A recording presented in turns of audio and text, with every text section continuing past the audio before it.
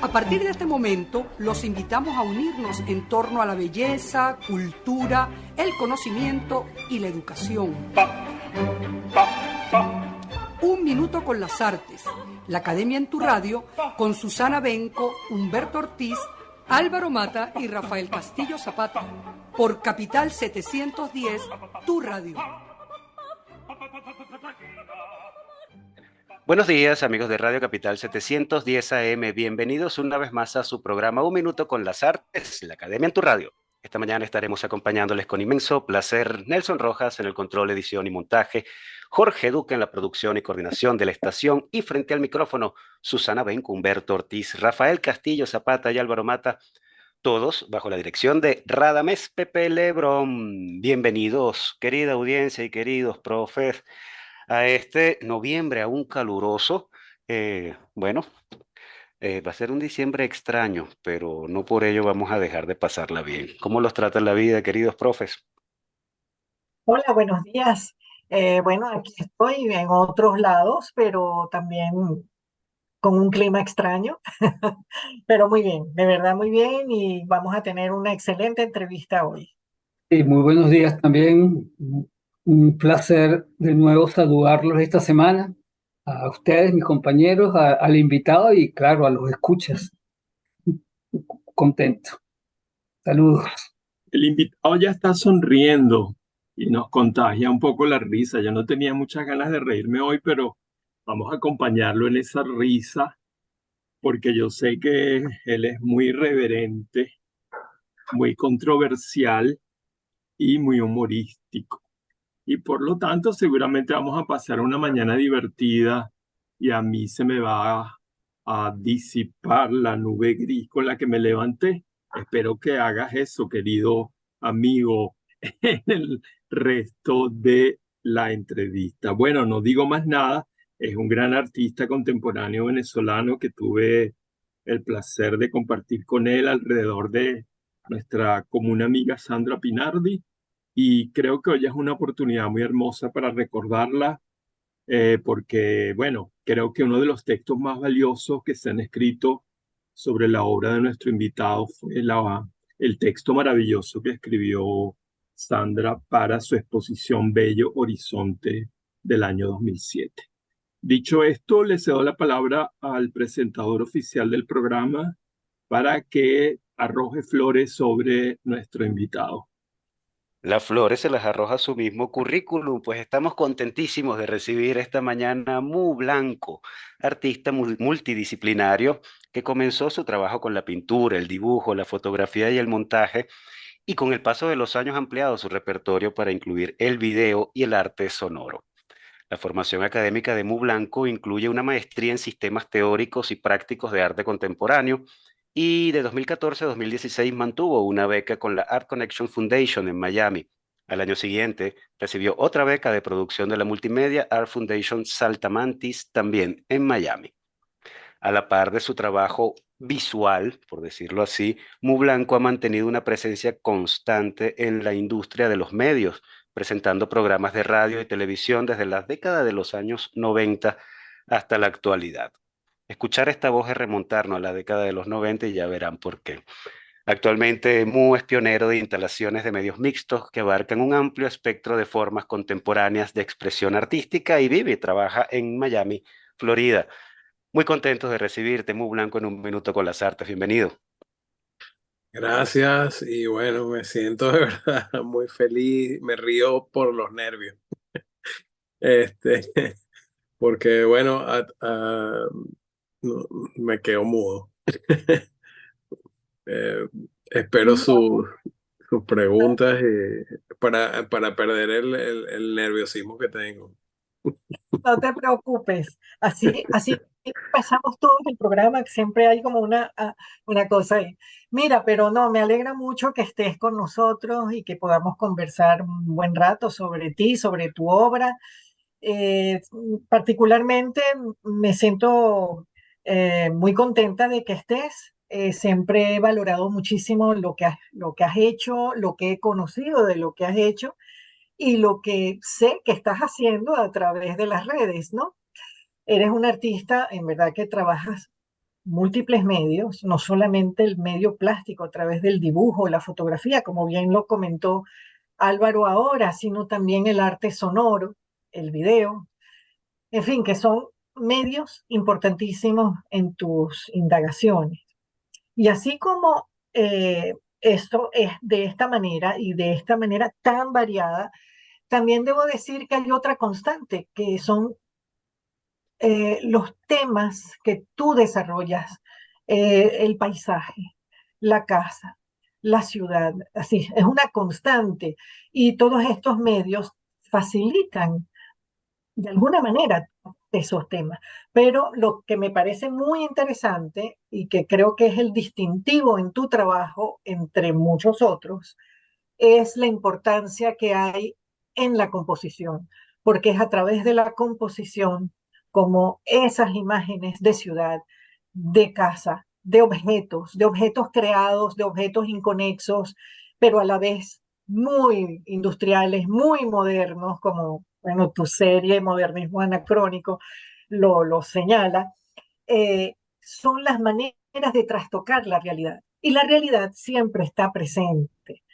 Entonces, bueno, yo quería justamente comenzar por allí. Eh, no es nada más un manejo de la imagen, no es nada más crear objetos, sino que a través de todos esos mecanismos nos devuelves la realidad de otra manera y nosotros tenemos el ejercicio de decodificarla o reconstruirla nuevamente de acuerdo a tu lógica o a tu ilogicidad. No sé de cuál de las dos maneras podríamos considerarlo. En todo caso, bueno, quería comenzar la conversación por aquí, tu manera de trabajar la realidad y de trastocarla y recomponerla. Bueno, sí, ciertamente es lo que me inspira, esa cotidianidad que es más elocuente que cualquier historia fantástica de Julio Verne o de las historias que están en los libros que me leía mi abuelo. Yo me volteaba y veía por la ventana y él me regañaba. Y él decía, abuelo, es que es más interesante es lo que está pasando allá afuera que las historias que tú me estás leyendo. Y bueno, él como artista innovador me decía, ok, vamos a hablar de lo que está pasando afuera. Y eso realmente me cambió mi percepción y tuve muchos conflictos en la educación por eso, porque nunca realmente aprendí a estudiar, porque siempre estaba viendo por la ventana, siempre estaba distraído, siempre estaba en otra dimensión que no era la de concentrarse en lo que estaba pasando como académicamente o de las situaciones concretas. Estaba en la fantasía de lo que estaba pasando, porque era como que lo que pasaba a mi alrededor o lo que está pasando a mi alrededor me despierta más la creatividad que las cosas enmarcadas o encuadernadas. Así podría decir que mi inspiración viene de la conversación, de algo que pasa fugazmente, de una caminata, que es uno de los alimentos que más me despiertan interés, es el caminar, el perderse, como estos antiguos situacionistas que caminaban por ese París intrínseco y se perdían a ver qué conseguían, a ver qué vivían, ¿no? Entonces, es ahí donde está mi punto de conexión con el arte, es llevar esa distorsión de la realidad al contexto del arte. Poco así. Es muy interesante esto que me estás diciendo de tu, Está con las lágrimas. ah, de tu informalidad en el mundo formal, porque estoy viendo una cita de una entrevista donde tú dices, vengo de la filosofía punk de hacer lo que quieres, hacer sin estar informado de cómo se manejan las técnicas ni los medios. El objetivo siempre ha sido, hazlo. Luego lo desgloso para generar una reflexión y la investigación crece, se amplía. De esa manera obtengo investigaciones seriadas, que es la manera que me gusta desarrollar. Es tal cual lo que tú estás diciendo. Bueno, O sea, bueno, bueno, pensamiento. ¿Ah? increíble, bueno, increíble que me leas esa frase porque no recuerdo, no recuerdo nada, pero Bueno, no, está por ahí, está por ahí, está por ahí. Pero me llama muchísimo la atención. Y hay otra cosa, una de las, creo que el primer contacto que tú y yo tuvimos fue una exposición que fue la última mía en el Museo Alejandro Otero. Fuimos tres curadores que hicimos visiones urbanas, que lo hice con Richard Aranguren y Fernando Aranguren. Y allí fue donde pudimos conversar y te invitamos justamente por tu visión urbana. Eso mismo está todavía de una manera bien intensa estando en Miami. Lo sigues trabajando. sí, totalmente. Eso es un concepto que es el concepto dadaísta de la visión, que es el sinsentido de la ciudad, simplemente el gesto de la inversión, de torcer la realidad, de ponerla patas arriba, de lado, que siempre cuando tengo una cámara estoy en otra cosa, una situación. El teléfono hoy en día más que todo una cámara, porque el teléfono es para mí el fluxus contemporáneo. Ahí es donde está todo, la palabra, la cita, la fragmentación esa que vivimos cotidiana. Que bueno, cuando tengo esa cámara estoy caminando y me aparecen estas imágenes y ya yo las pienso invertidas.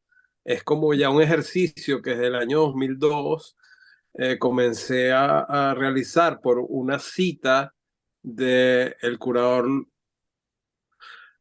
que fue mi primer tutor, podría decir, Lepo, Ajá, sí, que él nos dio una charla introductoria a la materia, que era la maestría de los sistemas de representación de arte contemporáneo, donde hablaba de los dos movimientos de arte en Venezuela que habían logrado conectarse con el mundo del arte exterior, ¿no? Con París, con Londres, con Nueva York, con otros contextos, que era la abstracción y el paisaje. Y a mí, después de esa charla, se me ocurrió hacer esta mezcla o jugo, que yo le decía, que él me decía, ¿cómo que un jugo? ¿Qué estás hablando? Yo, bueno, yo agarré estos dos frutos, que son la abstracción y el paisaje, y lo metí en la licuadora y salió este concepto, idea o investigación que yo llamo abstracciones paisajísticas, ¿no? Es como buscar esta geometricidad, esta cuestión geométrica que da la arquitectura, la modernidad, la construcción, con el paisaje y la naturaleza, ¿no? Que está presente en Caracas, donde yo comencé esta idea, que era buscando el Ávila entre los edificios, buscando el paisaje del Ávila con los edificios atravesados, ¿no? Entonces era fragmentado y la fotografía inversa no vino de una idea inicial, porque yo no en ese momento no hacía fotografía, yo en ese momento hacía dibujo y ensamblajes. Y pedí una cámara prestada y empecé a caminar con esta idea, buscando ese Ávila entre las calles, principalmente por los Palos Grandes, y tomé las fotos moviendo la cámara. Y cuando yo abro estas fotos en la computadora, que tampoco tenía computadora, todo era prestado en ese momento, veo una cosa que no era lo que yo dije, yo no tomé esa foto, ¿qué es esto? Entonces el efecto de sorpresa, de abstracción, me develó esa serie, ese trabajo, que realmente yo no lo pensaba de esa forma. Entonces esa sorpresa, dada, me impulsó a empezar a verme realizando este trabajo por años, pues como continúo desde el 2002, que fue la primera vez que hice esta caminata, hasta hoy en día. Entonces es una situación ya para mí cotidiana. Yo voy coleccionando estas imágenes.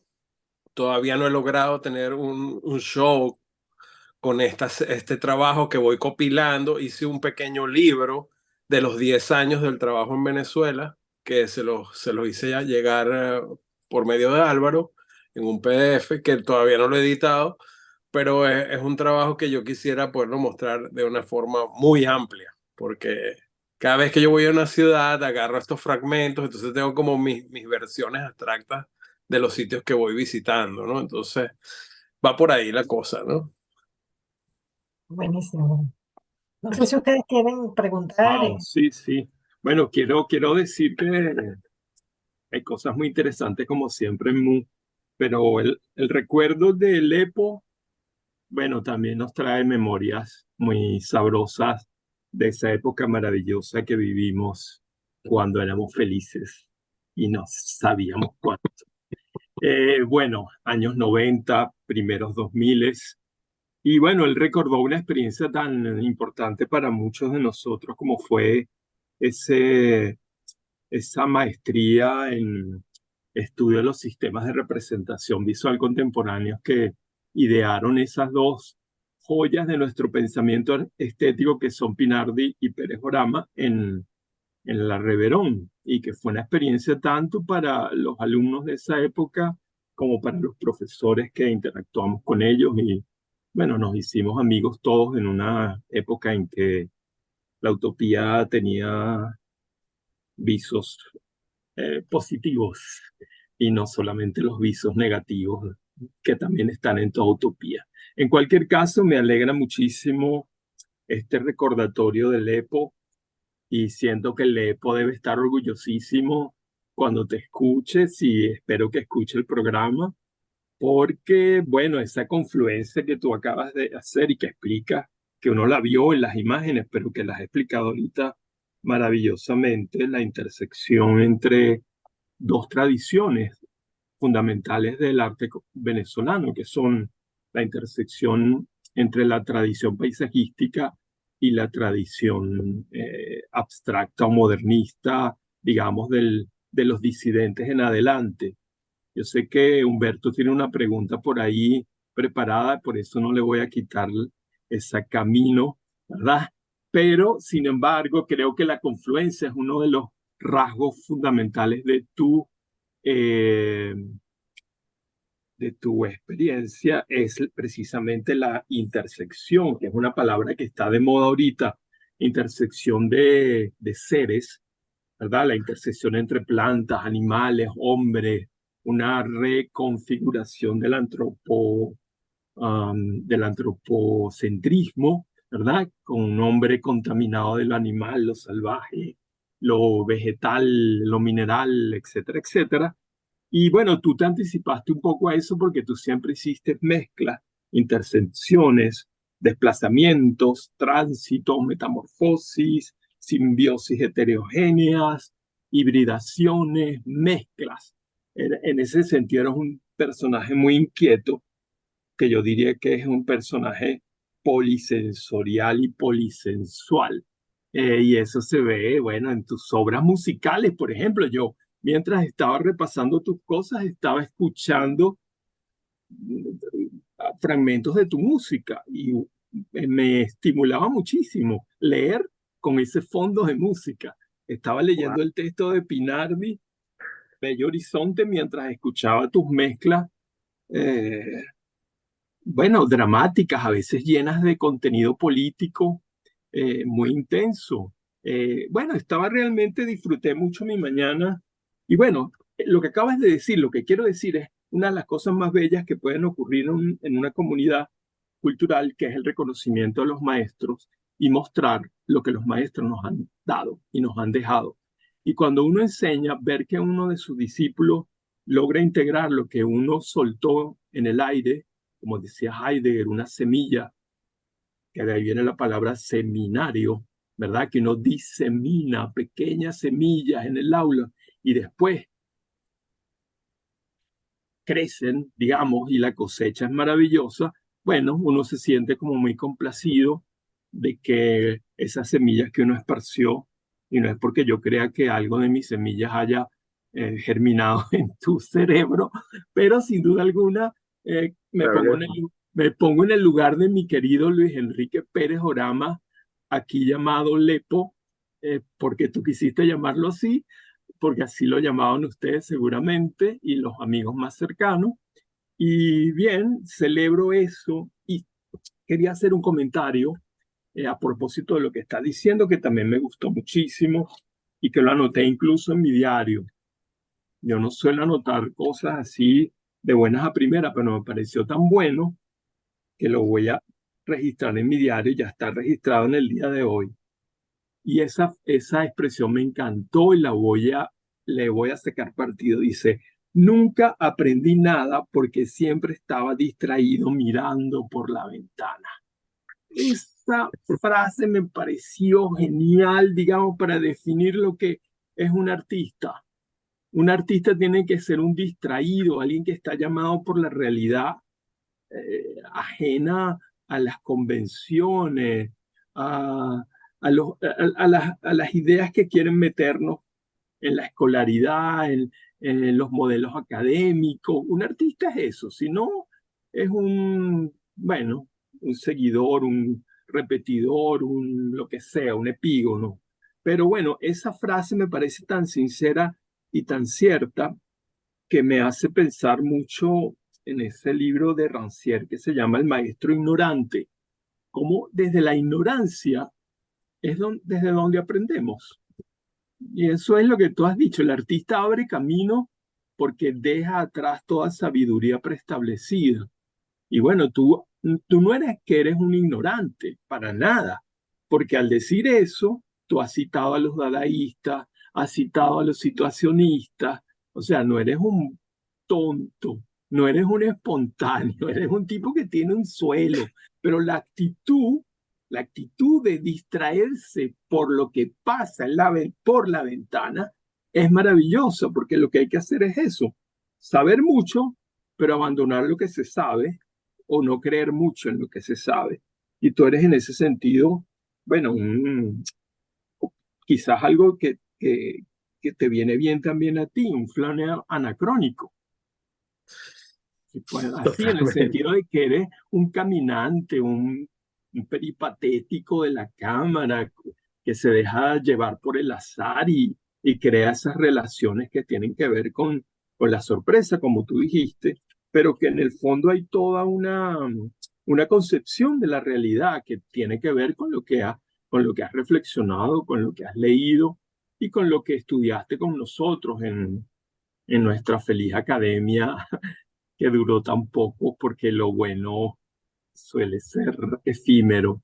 Pero bueno, quedaron las huellas y queda lo que tú estás haciendo actualmente. Y bueno, ya me he tomado demasiado tiempo y luego me critican los propios entrevistados de que el que quiera hablar soy yo.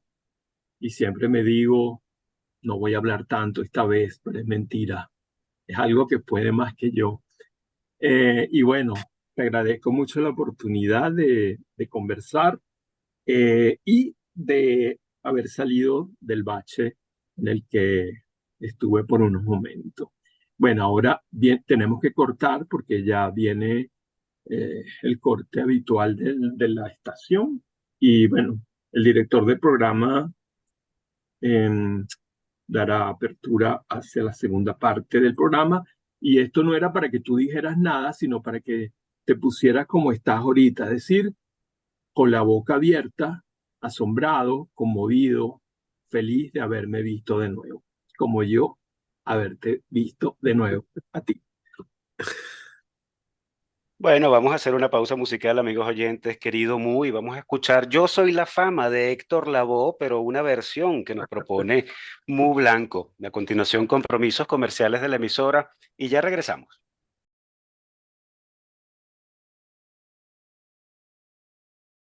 Regresamos, amigos oyentes. Bueno, después de esta bomba que nos propone Mu Blanco, Yo soy la fiesta de Héctor La Lavoe fama, y yo soy la fama, perdón, la es que fama. la fiesta es Mu, la fama es otra cosa. Compromisos comerciales de la emisora, por supuesto, y vamos a retomar esta fama. Humberto de Mu, ¿qué propones? Sí, bueno, un placer conocerte, Mu, la verdad, no conozco de ti de nombre hace bastante tiempo, pero no habíamos tenido la oportunidad de vernos. Este, bueno, no sé, después de la gran charla de Rafael en el bloque pasado, me da como vergüenza ahora entrar yo a ver qué puedo yo armar para hacerte hablar. Yo sí, pero hacerte hablar.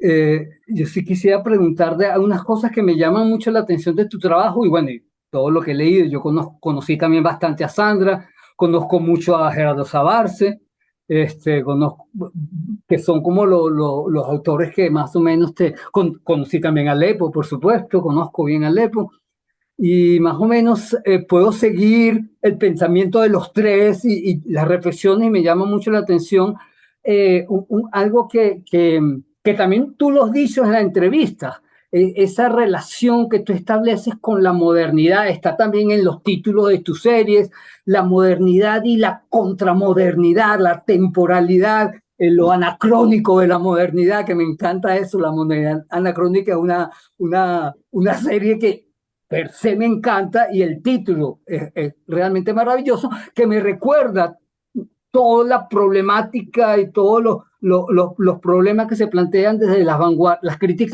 la crítica y la teoría de las posvanguardias de los años 70, Juan Hacha y Canclini, que todo el tema de la falsa modernidad de los países latinoamericanos o la torpeza de la modernidad de los países latinoamericanos.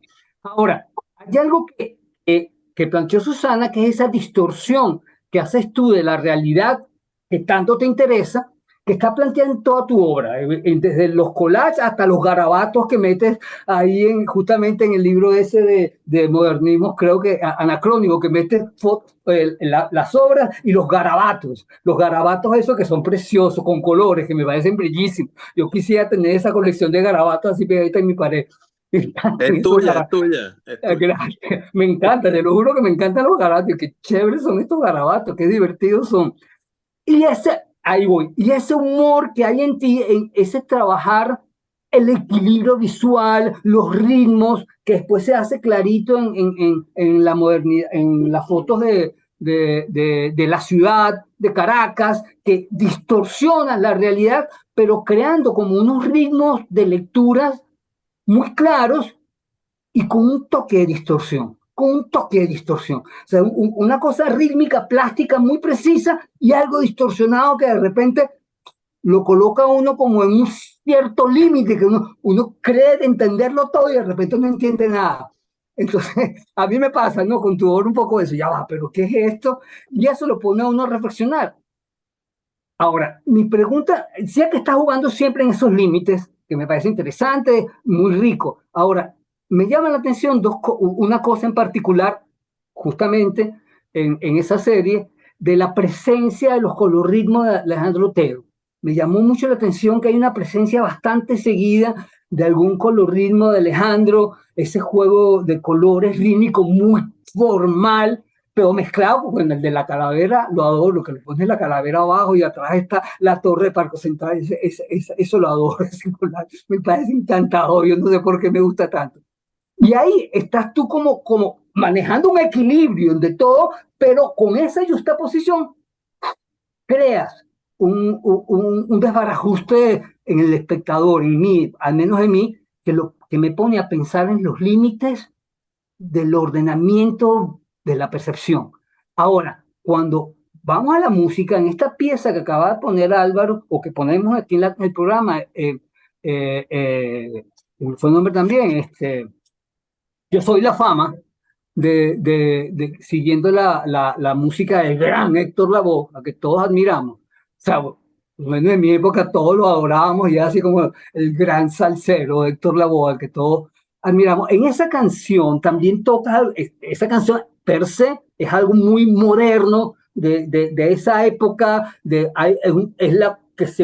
algo parecido a lo que se podría llamar la salsa crítica, que no es una salsa que buscaba un contenido sobre la realidad evidente. Ahí se está exponiendo incluso el mismo cantante Héctor Lavoe, que supuestamente es el que escribió los textos, ahí, y bueno, yo soy la fama, soy aquel que la gente reclama, pero nadie puede comprender. Ya solamente esa frase que llama todo, dice mucho y habla mucho. Ahora, cuando tú la agarras y le cambias, ¡pah! Ese contenido queda también distorsionado.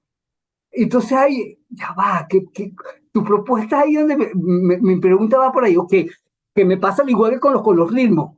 No, que quería como hacer la ligación, el ligue con la canción de Héctor Lavoe que te estaba comentando, lo que venía reflexionando es esa manera tuya de distorsionar la recepción que tienes de la realidad, en este caso, lo que haces con los ritmos de Alejandro Otero y lo que haces con la música de Lavoe, que son dos grandes artistas que son lo moderno, lo moderno en música popular y en arte, o al menos los admirados, por mí también, yo a los dos los admiro mucho por distintas cosas.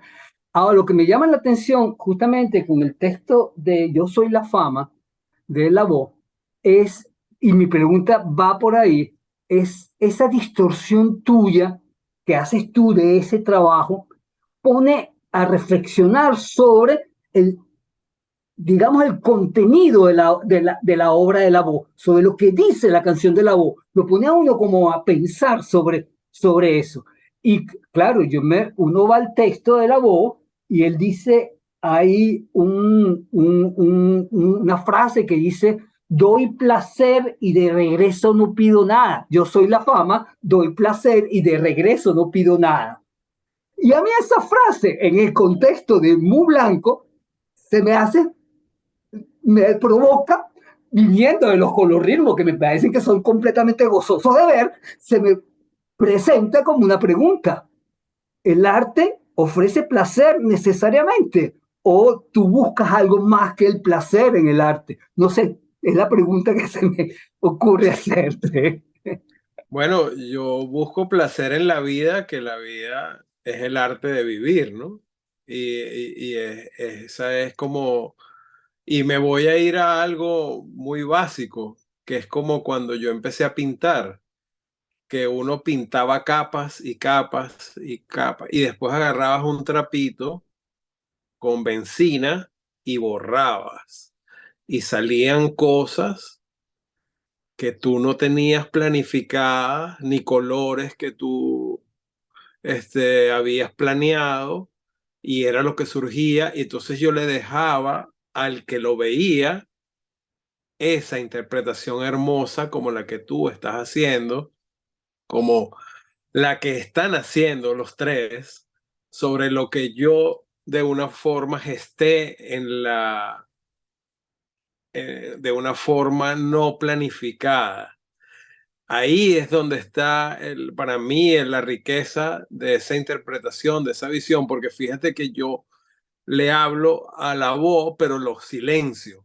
Yo le quito todas sus frases, pero tú que conoces las frases de la canción, no tienes que oírlas para que aparezcan, están ahí en tu cabeza, y es la esencia contemporánea que es, obviamente está para personas informadas que tienen una forma de ver, como para otras totalmente desinformadas que van a ver otra cosa, ¿no? Entonces, mi respuesta está ahí en el gozo de esto, ¿no? De escucharte, de escucharlos y regocijarme en sus formas de interpretación. Ahí es donde está mi real disfrute del arte. Ok, muy rico lo que me estás diciendo, me abre mucho más la cabeza. Vamos a ver, ahora, el papel del arte que antiguamente se decía para el gozo y el placer contemplativo, ahora es un placer para el autor provocar reflexiones en los demás. Pregunto, solo pregunto, ¿es un Sí, placer sí. personal tuyo de provocar reflexión o eso está, o la intención de abrir las simbologías, Es la una cosa imaginería? que es no lo es que, estática, que no es fija. A veces yo estoy de un lado, a veces estoy de otro, y eso es lo que yo quiero aportar de una u otra forma con todos estos conceptos como modernismo anacrónico, como esas frases combinadas que vienen de la idea de la abstracción paisajística, de los dibujos, de llamarlo como fósiles analíticos, y ese tipo de juego de palabras muy dada, muy conceptualista de los 70, es donde doy la premisa para que se dispare, ¿no? Si tú lees el título antes de ver las cosas, ya ahí estás activado, ¿no? Ese es mi esencia, o lo que yo busco como detonante, ¿no? Para el que va a ver la pieza, la exposición, las instalaciones. el arte contemporáneo para detonar distintas cosas, la apertura de la posibilidad de orden, digo yo, la Sí, modernidad totalmente. Es un superada. detonante, es un detonante. Las palabras, o sea, siempre me ha sido muy importante que los títulos de las obras se lean, que estén ahí, estén presentes.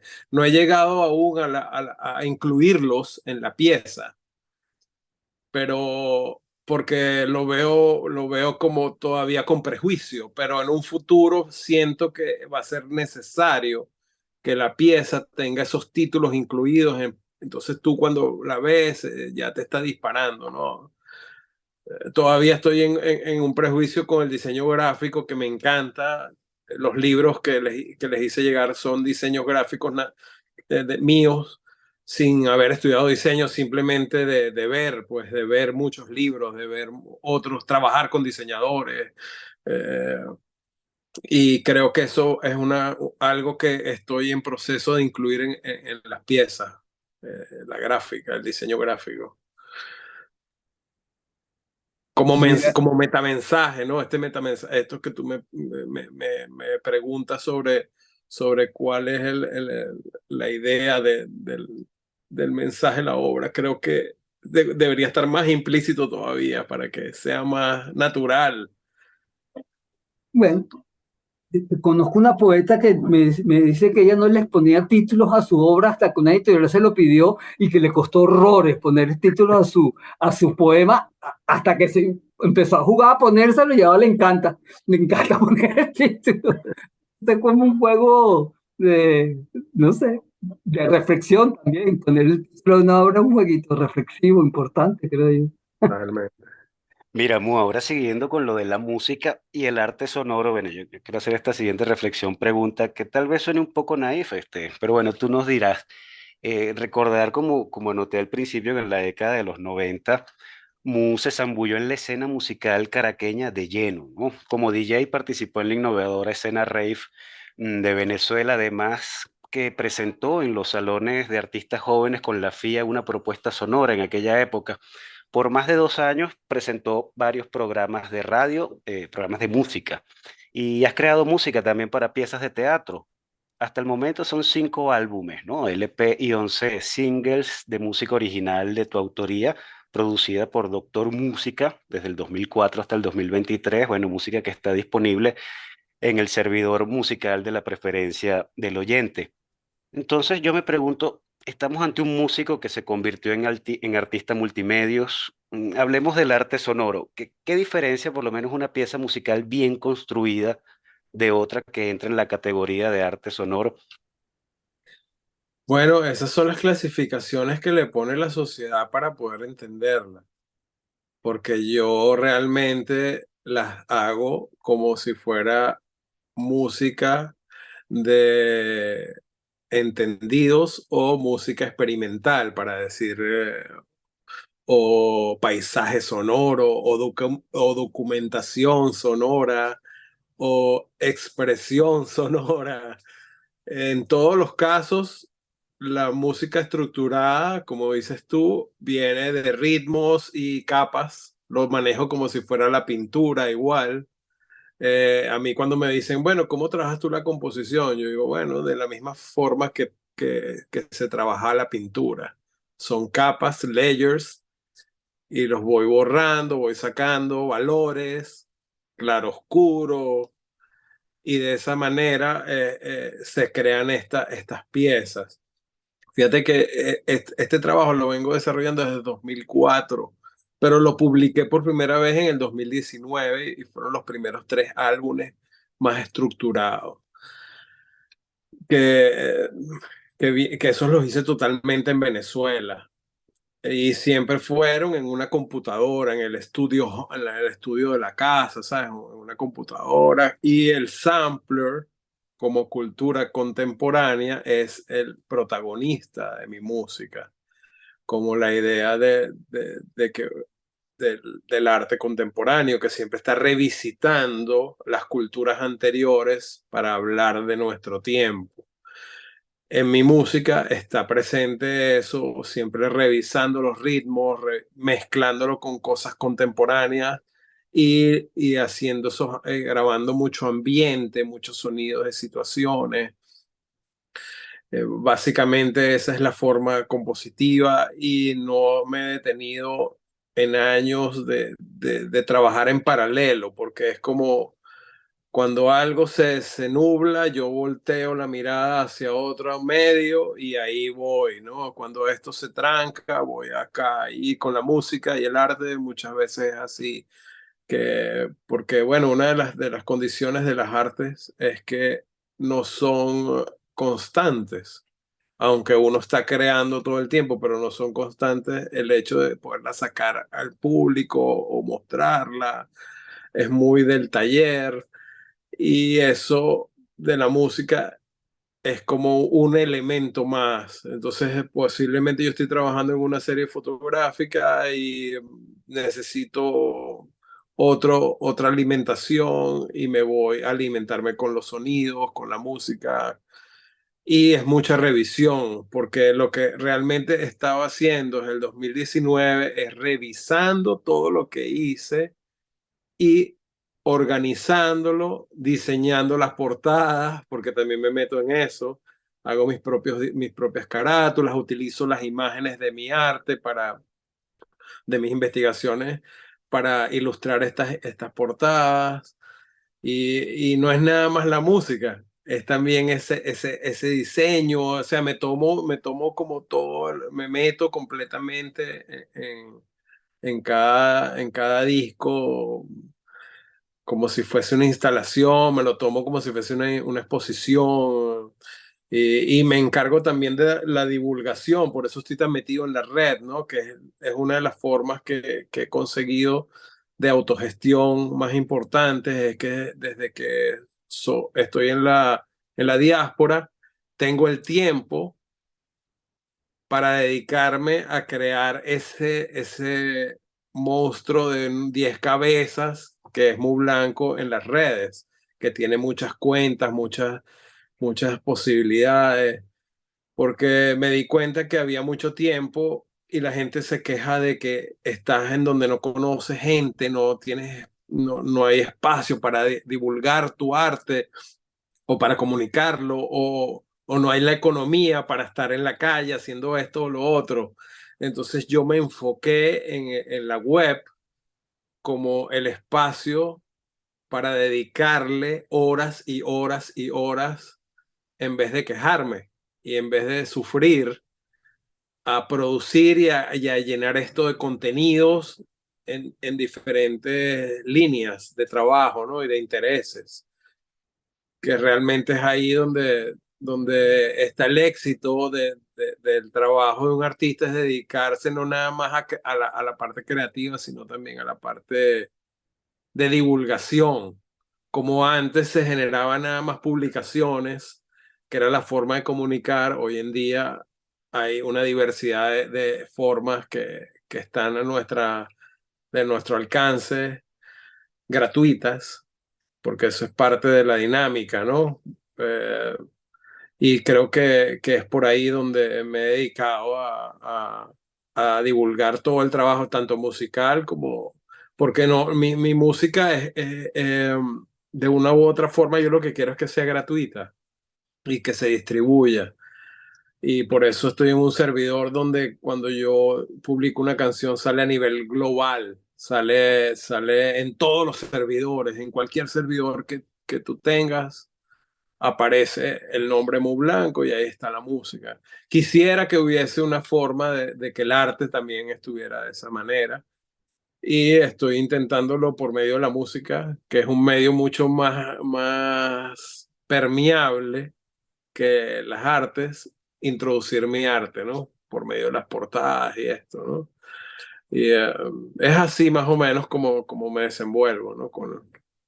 Y constante. Fíjate que el último canción o track que saqué, singles, se llama Lírica Consciente, que es mi primera canción yo como liricista y haciendo como un rap que se llama Lírica Consciente y es un poco mi historia, ¿no? Como hablo de mi abuelo, de mi bisabuelo, que fueron mis inspiraciones, que Udón Pérez, el escritor zuliano, el escritor del himno del Zulia, ese es mi bisabuelo, y crecí con todos estos libros, ¿no? Ahí en la biblioteca de la casa, que realmente mi abuelo fue quien me educó a mí, Antonio Angulo, el artista plástico, el pintor del Teatro Baral, porque yo era muy rebelde, entonces mi mamá no aguantaba, yo tenía 3 hermanas menores, entonces era como que me lanzaba con mi abuelo, entonces él me agarraba y ahí él jugaba conmigo y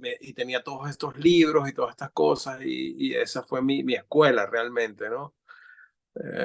Porque o era la calle o era estar en la casa con mi abuelo. Y entonces a mí me divertía en ese momento mucho más él, su forma de ver el mundo que el malandrín de la calle, que era lo otro, ¿no?